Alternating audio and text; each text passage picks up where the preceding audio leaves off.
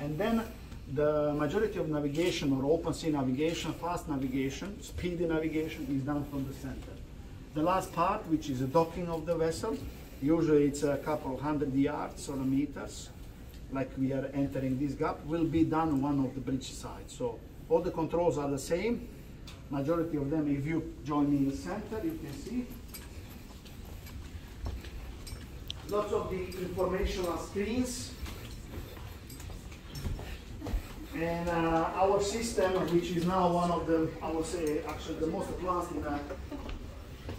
in the industry, is made of the navigator's position, co-navigator's position, operation director there, who's overseeing everything, and then the pilot, like integrated team member from the local community or authorities, okay?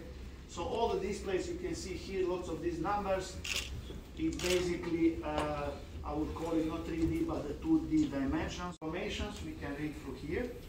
The reaction of our equipment, which are the radars, direct communication or control of the propellers, and then the steering, and then the lateral propellers, which are called the thrusters. 3 bow forward and 3 stern aft thrusters.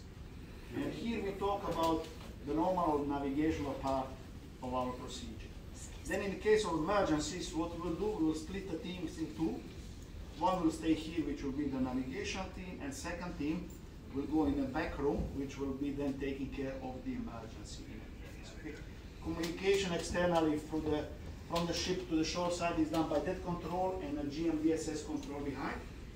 Even with the modern technology, as a satellite telephones and mobile phones, the official communication from the ship to the shore or ship to ship is called Global Marine Distress Safety System communication. So there are designated satellites